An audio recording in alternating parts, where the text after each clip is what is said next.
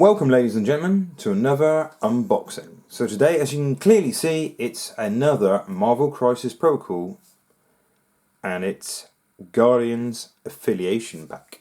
So this is the first affiliation pack I've had. So affiliation pack, if you didn't know, rather than just two models, so for example you might get these two or these two, you get a whole affiliation. I say whole affiliation,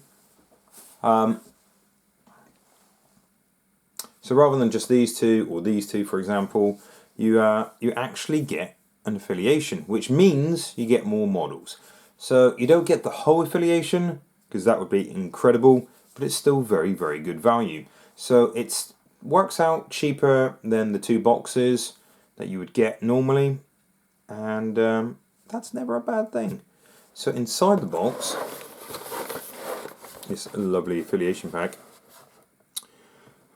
you get Thor, Valkyrie, Hela, Loki, 4 bases, which we know means more than 4 bases, if you watched any of the other unboxings we've done for Marvel. 4 character stat cards, it's pretty useful. 4 team tactics cards, an affinity gem card, 1 crisis card, and 30 tokens. Now, since this box has been made, the crisis cards have changed. So I am expecting the card to be different. But you still get the tokens for the missions anyway, and that's pretty cool. So, Asgardians Starter Pack. There's always a bit of a blurb on the back of any of the Crisis Protocol packs. So, normally, let's say you've got your Thor and Valkyrie, there's a little bit on the back.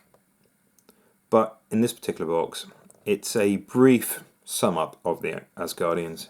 I still think it would fit, even on this mighty box. So, for Asgard, face the mighty Asgardians, an extremely extra-dimensional human race hailing from Asgard, a pocket universe next to Earth.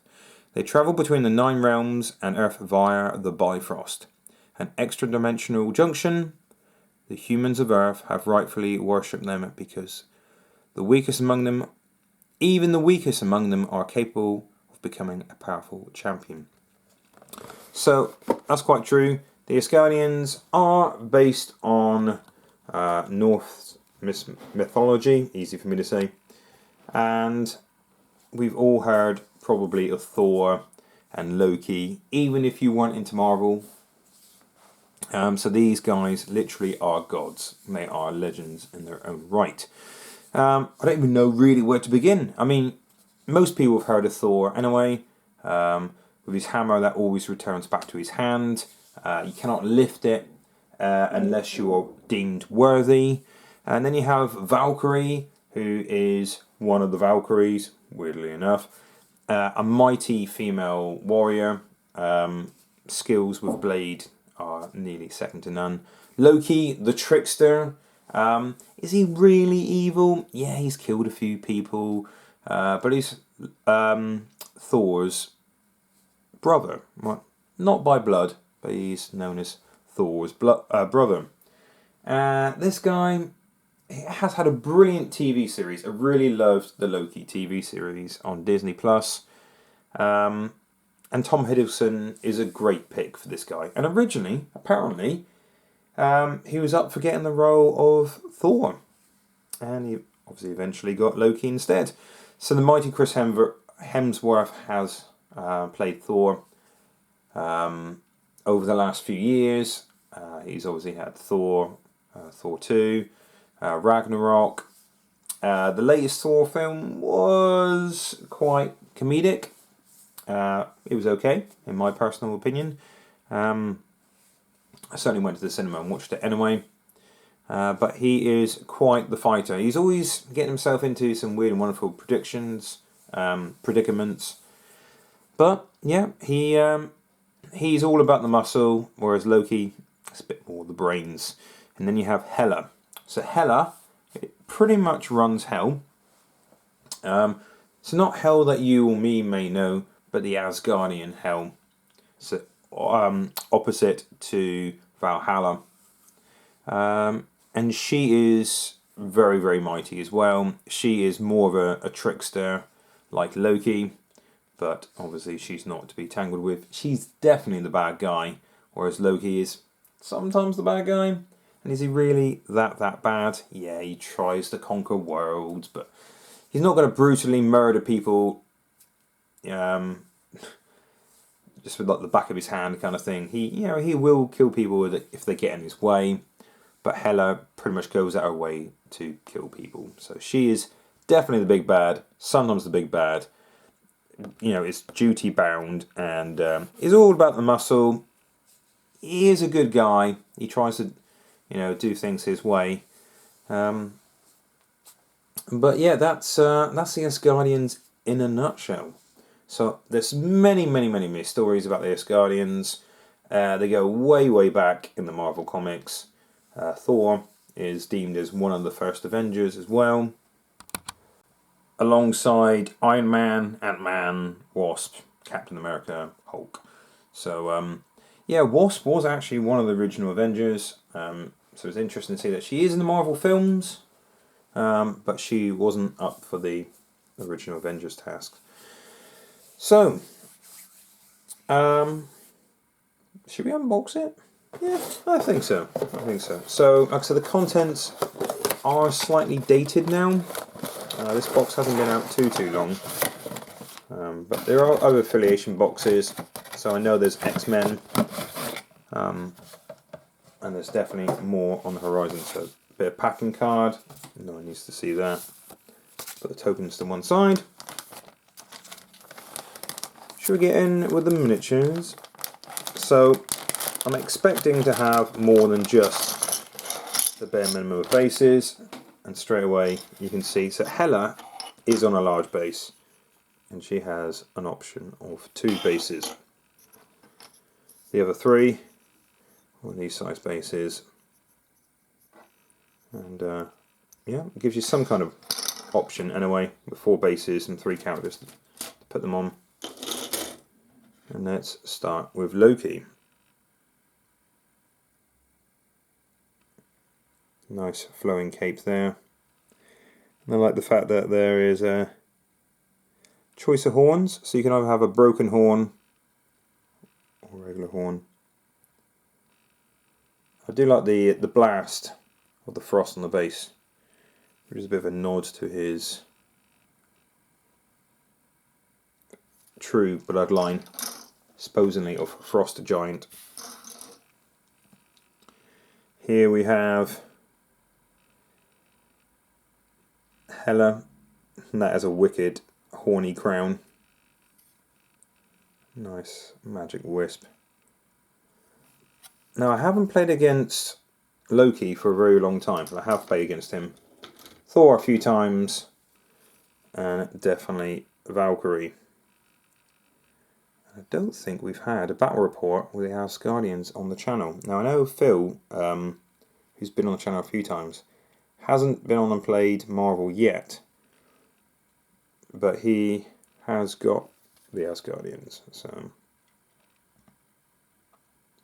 some wicked shin pads there. And the mighty Thor. Nice cracked base. Thor's mighty hammer. Mjolnir. There's a few more little bits than I was expecting. Like on his helmet there. Other side of his head. It doesn't look too complicated. Looks pretty straightforward. And a nice crisp level of detail. So on the instruction sheet, it literally just says QR code. Takes you to the website and shows you how to assemble these miniatures. But to be fair, they don't look overly complicated.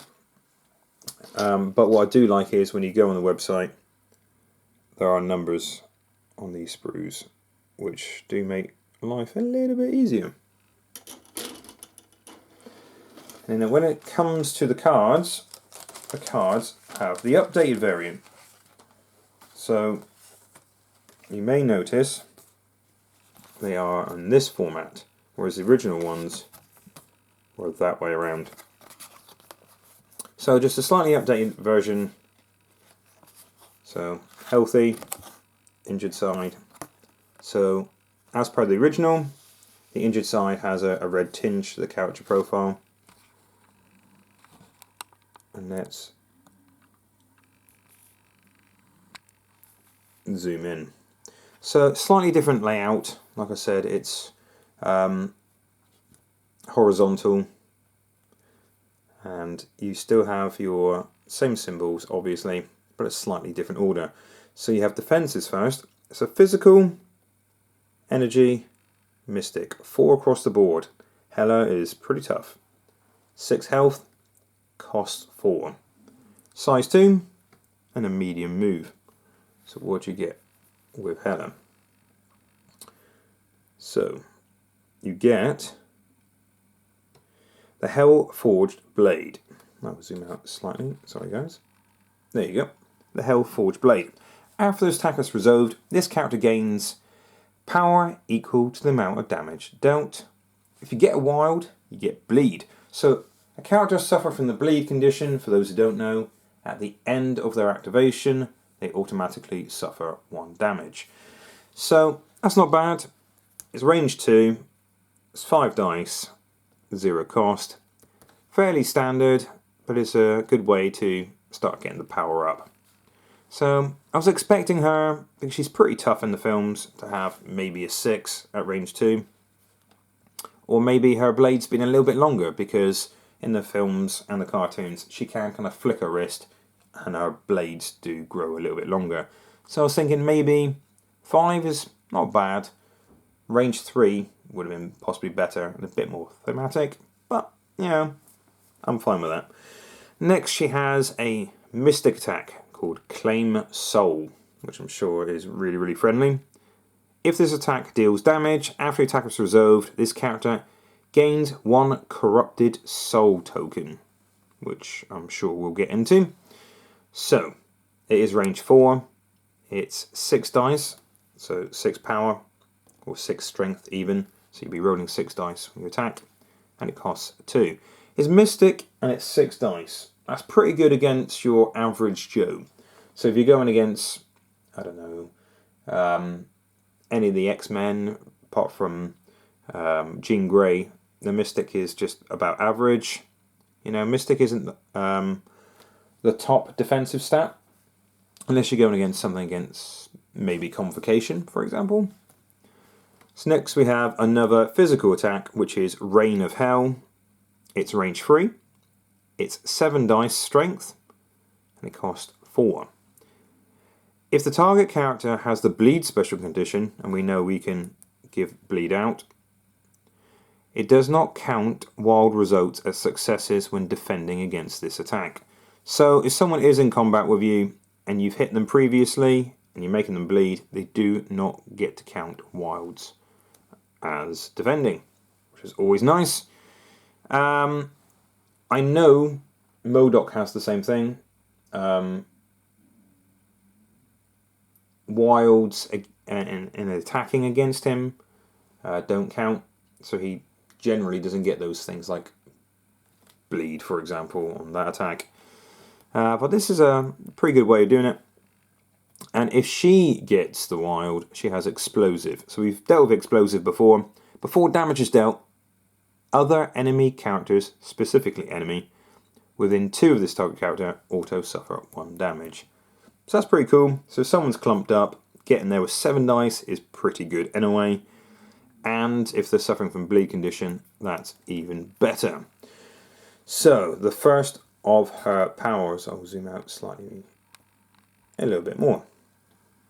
Okay, we have Army of Hell. So we have Hellforged Blade, Reign of Hell, Army of Hell. We get it. Hell, yes, Queen of Hell. Discard 1 or more captured soul tokens. During the next attack made by this character this turn, add 1 die to its attack roll for each captured soul token that was discarded. If a captured soul token was discarded after the attack is resolved, the target character gains the bleed special condition. This superpower can only be used once per turn. That's pretty nice. So if you were rolling those 7 dice for Reign of Hell, and you've got a couple of soul tokens, captured soul tokens, you can bump those numbers up, which is always nice. And making the character bleed is even better. So you could use it, let's say you've captured soul previously, you're using captured soul again, give someone the bleed condition, then you do Reign of Hell. Stacks really, really nicely. So, Asgardian, like the whole box is Asgardian. During the power phase, this character gains 1 additional power. Really good, especially if you've got a fairly fast moving character with a large base. She's medium movement and she's got a large base. So she could grab 1 objective, for example, move and grab another objective, because she has 2 power.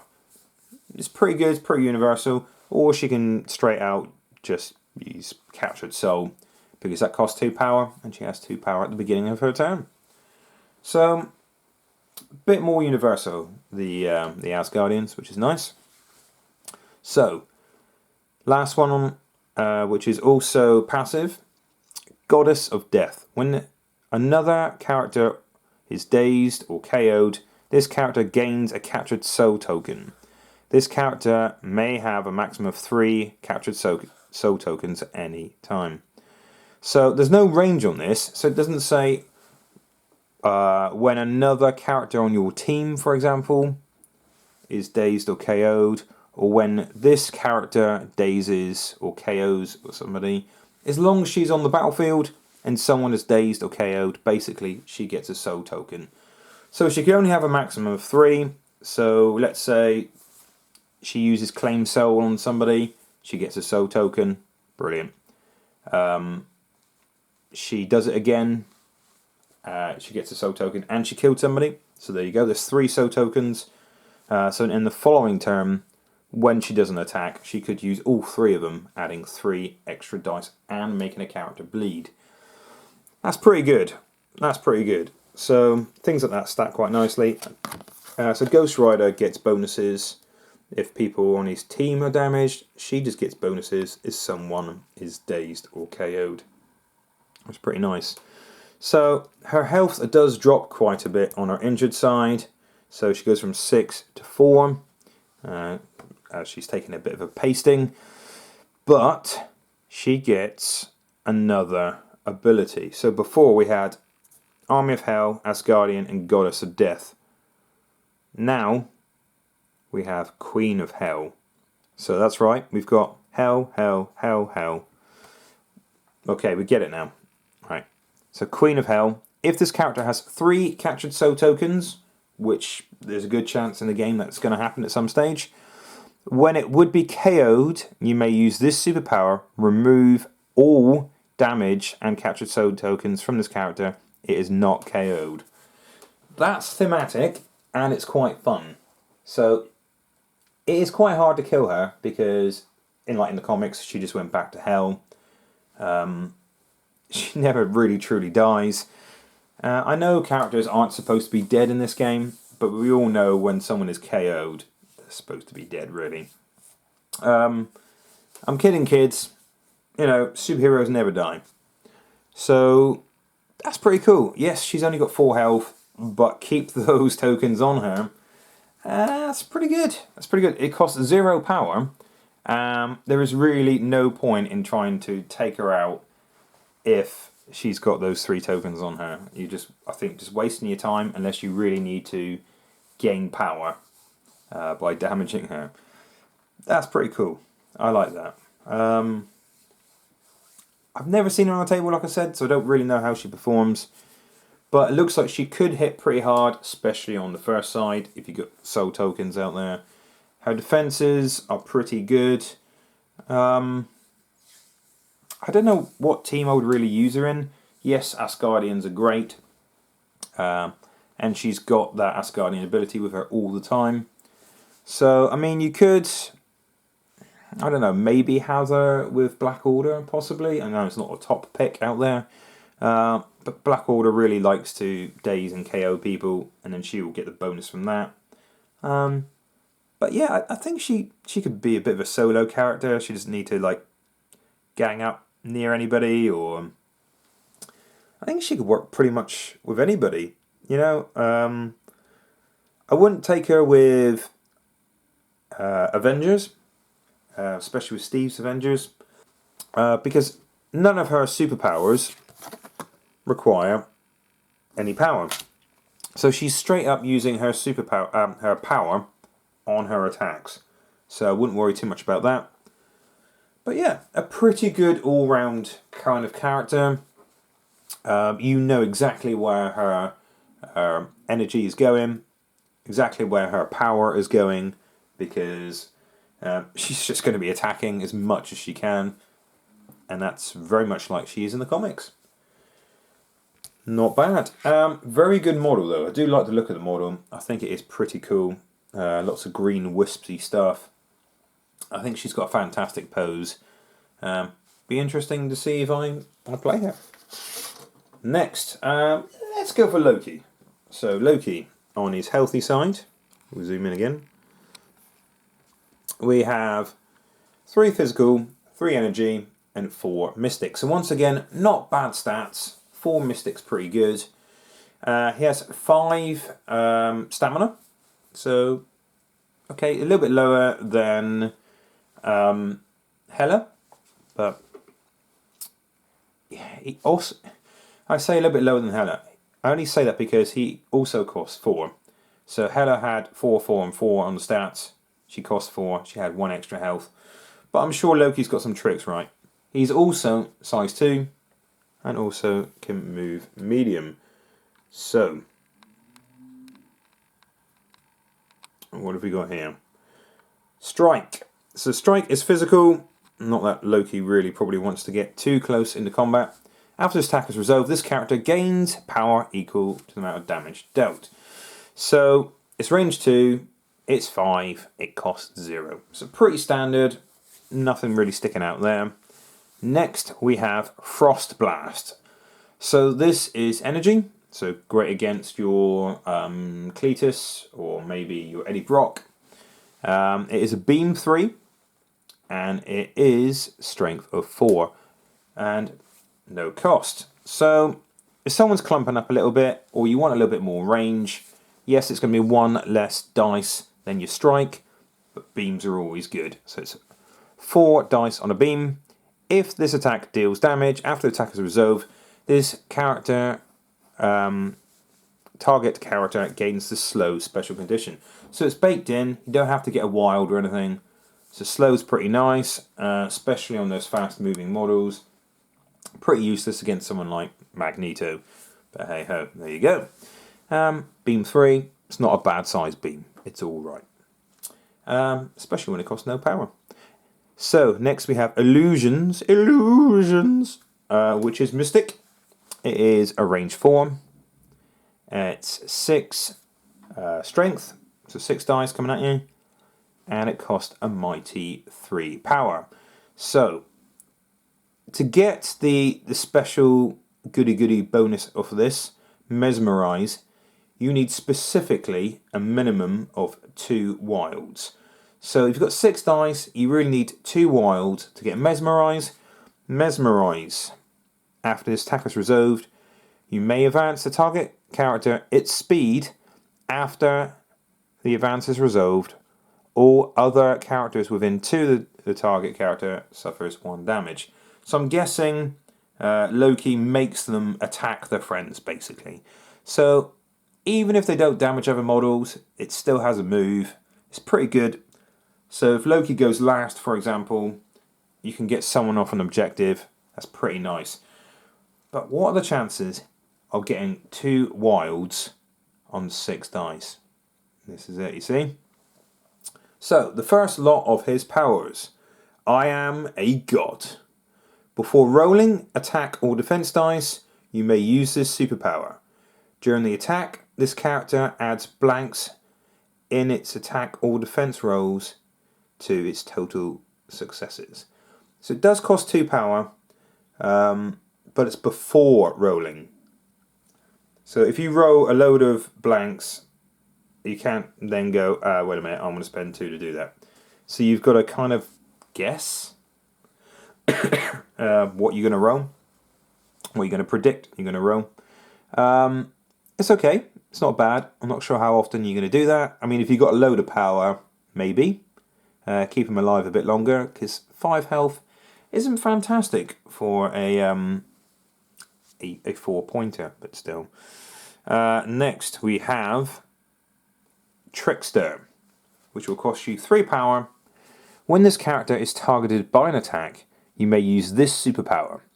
This character makes a small advance, and if at the end of the advance the character is outside of the attacker's range or the attacker's line of sight, the attack ends. If it is the attacker's activation and the attack did not target multiple characters, the attacker then may make another action. This superpower can only be used once per turn. So Trickster is really, really good. Let me break it down for you. Basically, if someone is in range 5 and only just within range 5 of Loki, and Loki uses this and he gets outside of the attacker's range or line of sight, the attack ends. Which is really, really good. But if he's not, obviously, there's no point in using this. I mean, of course, the attacker can make another action. But it doesn't say anything about them. They don't get their power back. It's when this target character is targeted by an attack. You may use this superpower. So, they tell you what they're doing.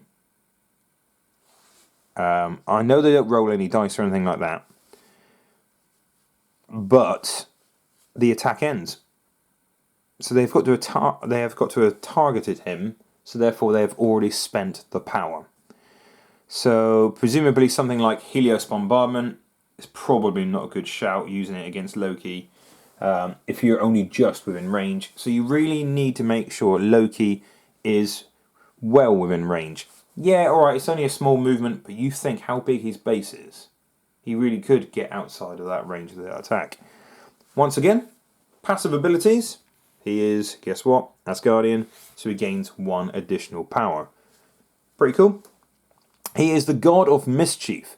While within 4 of this character, enemy characters must spend 1 power before using a attacking or reactive superpower. That's pretty cool. So if you're using a superpower, let's say you're going to throw a piece of terrain at him, or you're going to do a reactive, so let's say Loki on Loki, I am a god, for example, would cost you 1 extra. So he is a gem bearer. So he can carry the Mind and Space Stone. So Mind is basically whenever you use a Infinity Gem, it costs 1 more for him to be brought onto the table. So he would be a 5, for example. But the Mind Gem, basically choose an enemy character within 3 and advance it small. It's pretty good, but it does cost 2 power, for example. So if Loki did have that, then he is going to be more expensive to bring onto the table. It is within range 3, so 9 times out of 10, Loki is going to get himself in trouble, and he is going to find himself within range 3 of somebody. You can make them move small, but it is an attack, so you can't just move in, let's say, into range of 3 of the Infinity Gem, and then you go, yeah, sorry, you've got to move away. It is an attack, so it's got to happen in Loki's turn. It's another way to move models off of objectives. It's not bad, it's not bad. It just adds an extra power to his toolbox. So if you can do illusions on people and you do get the 2 wilds, you can mesmerize and make somebody move off. But this is just you pay 2 power to basically do the same thing. But it's not within range 4 like illusion. it is within range 3. So there's the card. It is within range 3. You could move 2 models off 2 objectives, is what I'm saying, which is not bad. It's not bad. But does he really, really need it? Also, he could have the space Infinity Gem. So once again, if you put this on Loki, he's now a cost of 5 rather than a cost of 4.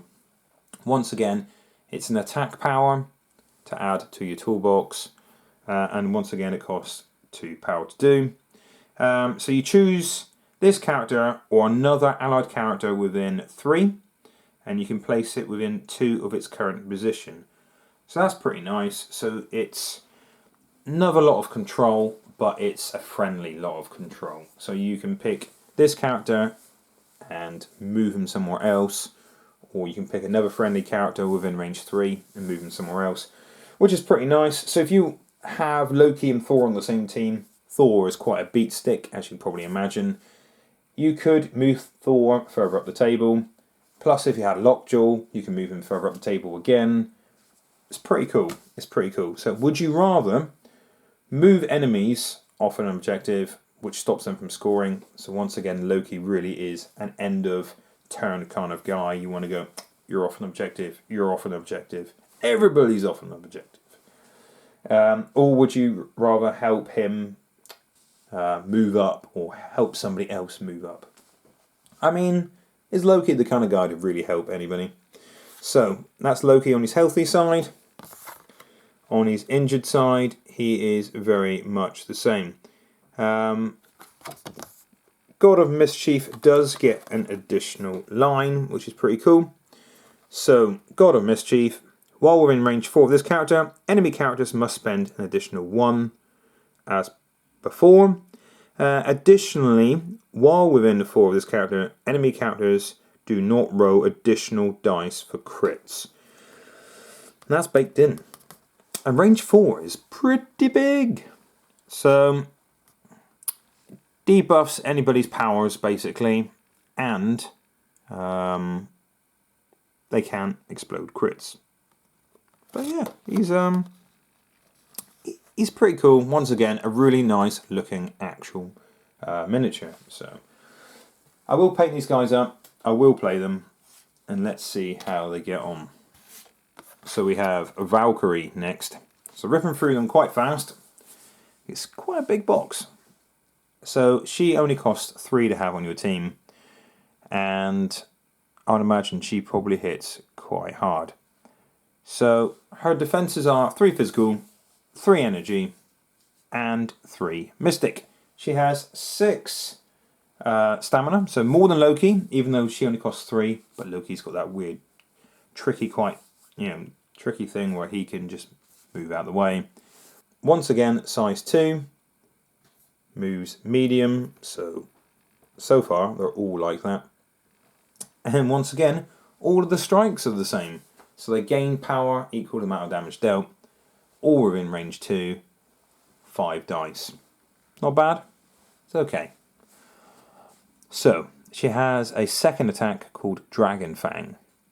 After this attack is resolved, the target character gains the bleed special condition. So that's pretty nice, because Hela likes people that are bleeding as well. I tell you what, if you had Hela, Valkyrie, I don't know, Blade likes people bleeding. That's a pretty good stack. But if she gets a crit and a wild, after this attack is resolved, this character may make a strike attack. So crit and wild, how likely is that on 7 dice? Because this is a range 2, 7 dice attack, and it costs 3.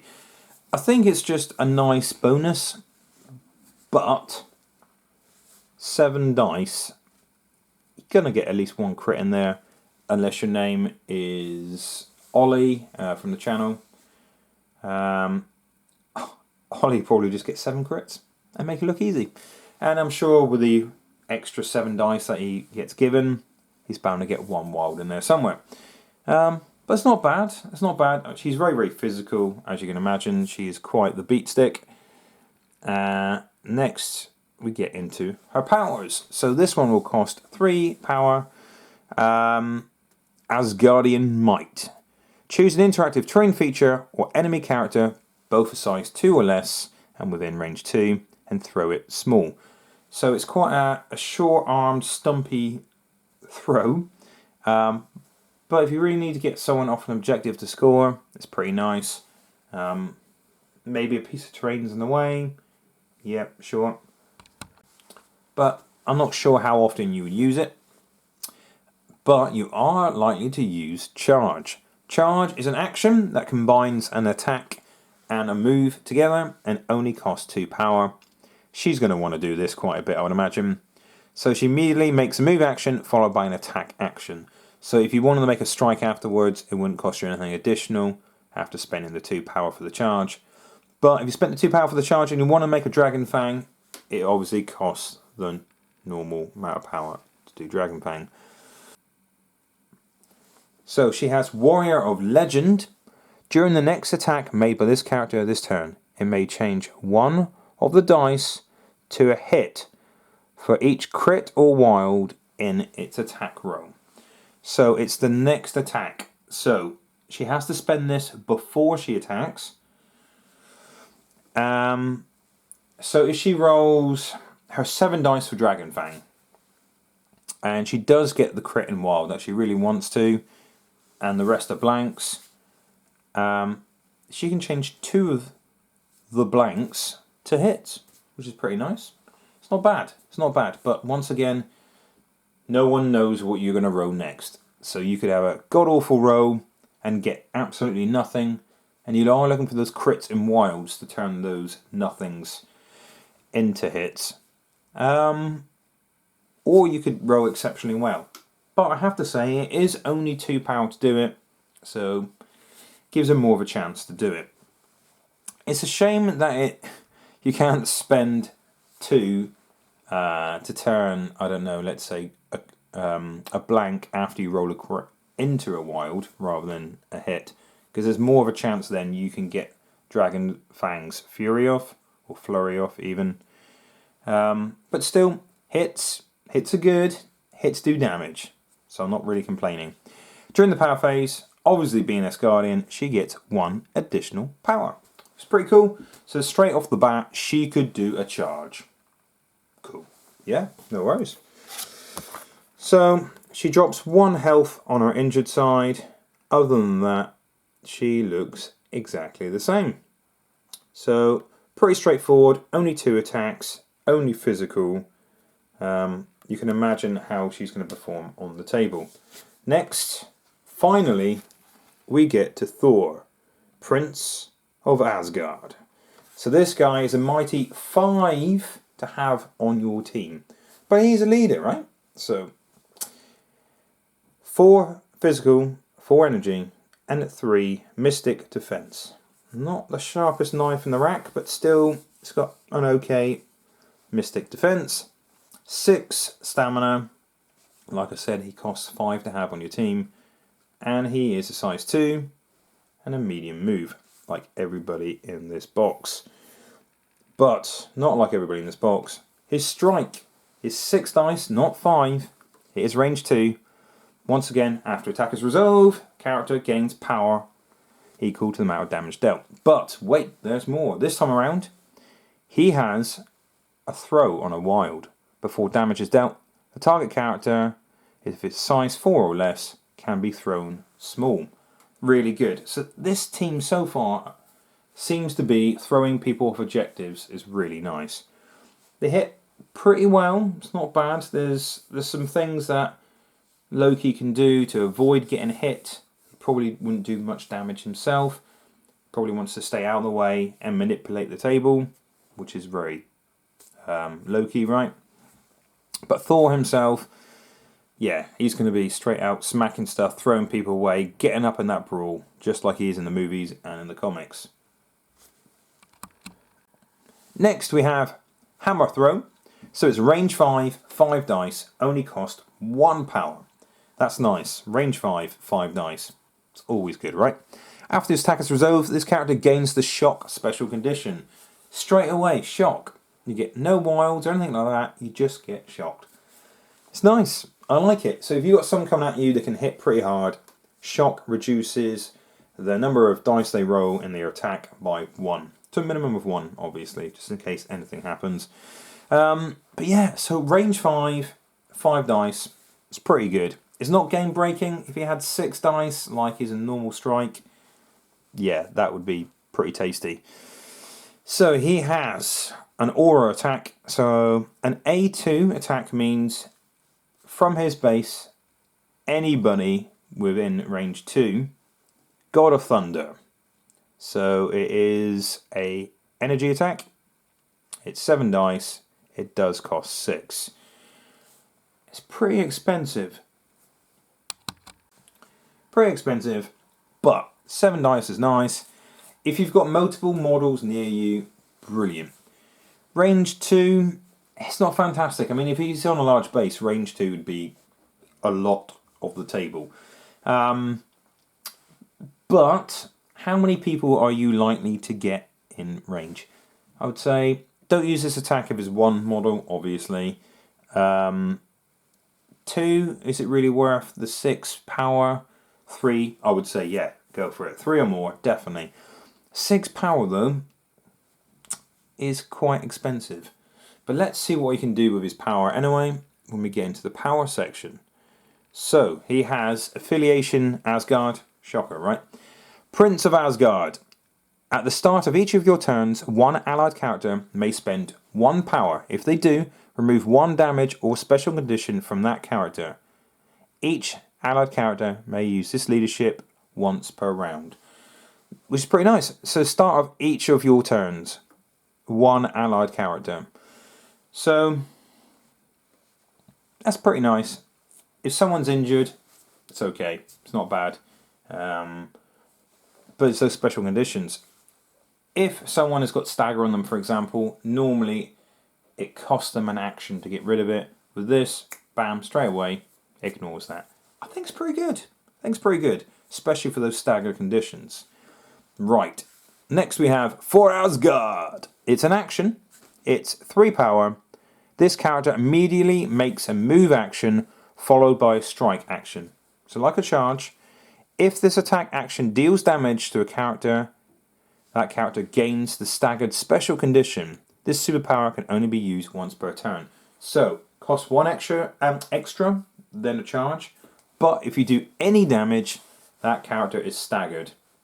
That's good. I like that. Stagger is always boss. Really does limit the person's next attack. Even if you don't kill them. Limits their next attack. Right.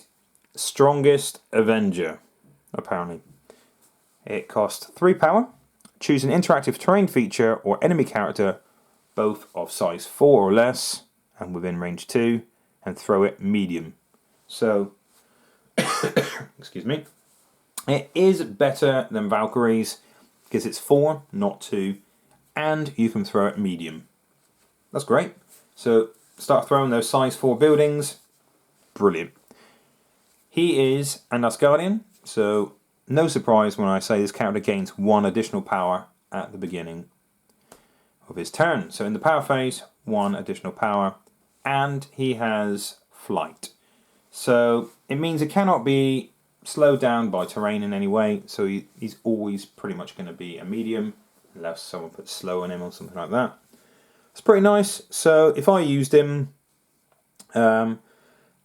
like the first turn, alright, you'll have 2 power, but I don't think he's probably going to get in range of anything in the first turn. Keep that additional power for Asgard in the second turn. It's going to be pretty good. And remember, you can always leapfrog up the table if you had like Lockjaw, for example. That's pretty nice. Or if you had Loki with the Space Stone, really make him leapfrog up the table and then do that for Asgard. Cool. On his injured side, he goes up in the stamina. So he goes from a fairly respectable 6 to 8. So he's going to take some getting off the table when he gets angry. But that's very much like he is in the comics and in the films. When this guy takes an absolute pasting, somehow he develops additional lightning off of his body. And he just gets tougher, as gods should do.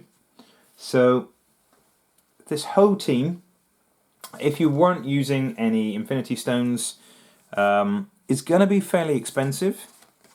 So what have we got here? We have got 8, 9, 10, 11, 12, 13, 14, 15, 16 points. It's not bad. So I like to say on average, most games are about 17 points. So you could always put an Infinity Gem in there for Loki.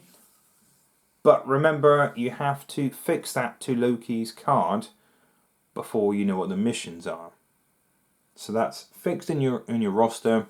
So if someone does pull a 16 mission, you're going to be a bit stumped. But obviously you have 10 models to choose from. I'm sure you can make a nice Asgardian list with the remaining 10 models. But yeah, it's a pretty good set. Like I said, it's cheaper to buy the affiliation packs. And they're interesting. I mean, I've been to a few tournaments, local tournaments, and I haven't seen Asgardians play that much. I'm willing to give them a go. I like the fact they have extra power, so there's a chance that you could get those charges off sooner, or you could grab those objectives quicker, things like that. I think are pretty cool. Are they game breaking? No. Do they hit crazy hard? They hit fairly hard. I think Loki's pretty good at avoiding damage and moving people off objectives. Throws are always nice from getting those people off objectives as well, so they can't score. So you could use Thor at the end of your turn and move people off objectives, or Valkyrie, or Loki. There are some options there. I just think the models look beautiful. I think like Hela looks pretty boss. You know, she's practically flying there. Loki, traditional Loki clothing with the frost blast looks pretty cool. Thor, yeah, there are some 3D printed Thors out there. They look possibly slightly better. Valkyrie, yeah, she is what she is. I may paint her up like Valkyrie in the films, because I quite fancy the actor. But hey ho.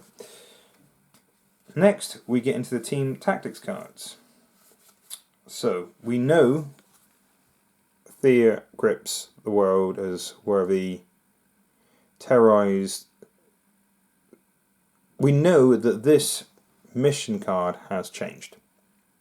So we don't get them in this format anymore. But we still have hammers. So 4 celestial hammers. So this used to be basically, if you picked up a hammer, not only do you get a victory point, but you roll an additional dice when you attack, which is nice. When a character plays a team tactics card, they used to have to pay 1 additional power for each celestial hammer they're holding. So I have played this mission in this format against Ollie from the channel when he had his Moon Knight, and Moon Knight had a few hammers. That was brutal. So Moon Knight's always pretty good in Ollie's hands anyway, especially because he's so lucky. So let's get into the team tactics cards. We have a Doomed Prophecy. Doom is a character I really, really, really would like to see in this game. I'm not sure if he would have an affiliation or not, because he pretty much works on his own, or if he would even be a leader, because he likes to, well, he has minions, but he doesn't really work with any of the big bads. But it's for Asgardian, it's reactive. At the start of the activation phase, an allied Asgardian character may spend 3 power to play this card. This character cannot roll defense dice against physical attacks. Additionally, this character adds dice to his physical attacks equal to the physical defense until the next cleanup phase. So, this character cannot roll defense dice against physical attacks. So, you would not want to go up against someone who has some serious physical attacks. Let's say, I don't know, Carnage. But additionally, this character adds dice to its physical attacks equal to its physical defense. So let's say, I don't know, I'm using Thor. Thor would use his 4 dice physical adding on top into the next cleanup phase. So you have to be very, very careful where you use that, hence Doomed Prophecy. It does cost 3, but in Thor's case, it would add an extra 4 dice. It's pretty nice, a little bit risky. So I'm sure whatever team you're going against has some kind of physical attack. So they will just be rubbing their hands together, running after the model who's used that. But it's a bit of a Hail Mary. Why not? It's quite fun, but very, very risky. Sibling rivalry. And as you can imagine, on the card, there is Thor and Loki beating the tar out of each other. Unaffiliated, active. If Thor, Prince of Asgard, is within range 2 of an allied Loki, God of Mischief, both characters may spend 1 power to play this card. Throw the allied Loki, medium, does not suffer collision damage during this throw. Enemy characters that he collides with roll 2 fewer dodge dice and suffers the staggered special condition. So, it's pretty funny. Thor is throwing his brother. Yes, he's not going to get any impact damage, like collision damage, and the character it's going to hit is going to be rolling 2 fewer dice, which is pretty nice, and it will take stagger. So even if you don't kill them, stagger on somebody is really, really good. But does Loki really, really want to be in that position? Possibly not, because he's not the kind of guy that wants to be that close. But it's funny. It basically only costs 2 power to do, so 1 each. So if someone is within medium, that's pretty funny. I do like that. How often are you going to use it? Not so sure. Whereas this card, I think you're going to be using a fair bit. Odin's Blessing. Asgard and reactive. When an allied Asgard character would be damaged by an enemy effect, they may spend 3 power to play this card. Reduce the amount of damage suffered to 1. So if someone does an insane amount of damage, let's say once again Helios Bombardment, you spend 3 power to only take 1 damage. Odin's Blessing is really, really, really, really, really nice. I would definitely take that in my Asgardian list every day of the week. Next we have an attack here called Thunder Wave, which is an energy attack, range 2, 5 dice, 0 power. If Thor, Prince of Asgard, it's unaffiliated, inactive, sorry. If it is Thor, Prince of Asgard's activation, and he is within range 1 of an allied Captain America, they may spend 2 power each to play this card. While within range 1 of Captain America, Thor, Prince, blah blah blah, may use his Thunder Wave attack shown above. Distance and line of sight are measured from Captain America instead of Thor when making this attack.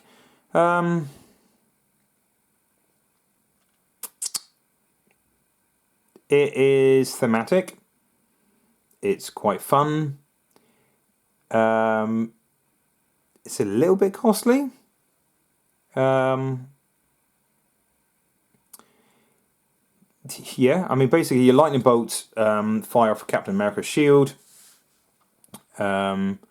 You've got to be within 1 of Captain America, and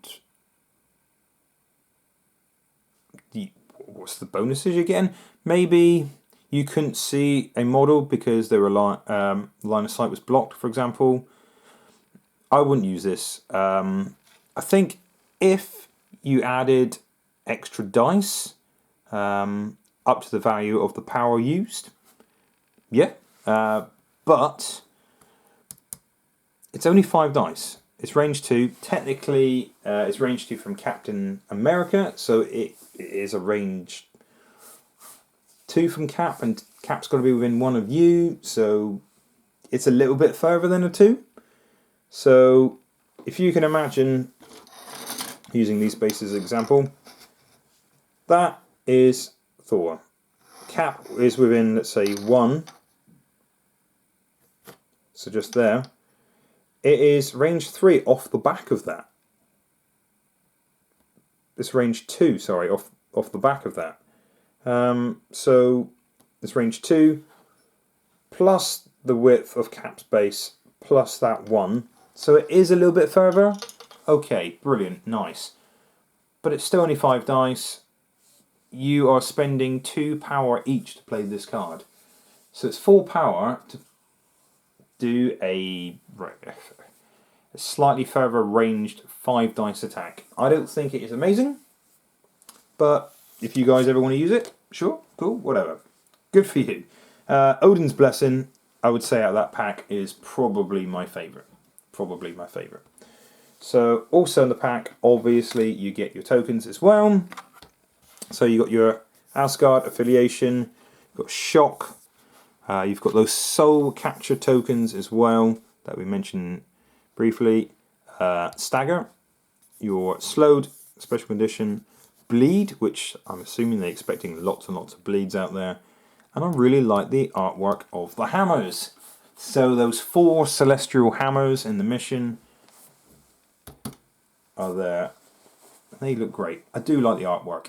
Now, I know with the new mission cards, some people out there have said, why don't you just have like red for those extractions and blue for those secures? But I do like the artwork on these tokens. So I'm sure you could 3D print some actual hammers if you wanted to use them, or use these tokens, or you could use, like I said, you could use the red or blue tokens. That's fine. But I do think the tokens in these boxes are quite pretty. And that's what it's all about. Pretty things. So that's my rambling for the whole of the Asgardian starter pack. The affiliation pack. Nice looking models. Really do rate them. I think Hela possibly is the most cinematic pose in the box. I think she's pretty cool. And the rules are interesting. Not bad by any stretch of the imagination. I like the fact that once again AMG have made the characters like they are in the comics and the films. For example, Thor gets beaten up, he gets tougher. Valkyrie is just a whirlwind of blades, and if she gets those extra bonuses, she really is. Loki is definitely tricksy, so he can move models around, be it friend or foe. He can move out the way and avoid an attack, because, you know, is he really there? Is it just an illusion? You know? And then you've got Hela, who really doesn't care for powers. It's straight out for murdering things, which she exactly is in the films and stuff. And when she's on her injured side, there's a chance she can come back onto the table. So if you're not paying attention, and she has got those soul tokens on there, she ain't dying. So, really do rate this box. Price is nice, models are good. You get, you know, what you do in 2 boxes anyway, combined together. And of course, alright, the mission card is now outdated. But who thought that was coming, eh? I do like the new missions though, I really do. I've only played a few of them in the local tournaments, but I do rate them. Especially our last battle report, me and Andrew Brown, there was a lot of points scored in the first 3 turns, is all I'm saying. So please check that one out. Okay, thank you guys. Please hit that like button if you haven't done already. And please subscribe for some more great content. Stay safe, you wonderful, wonderful people.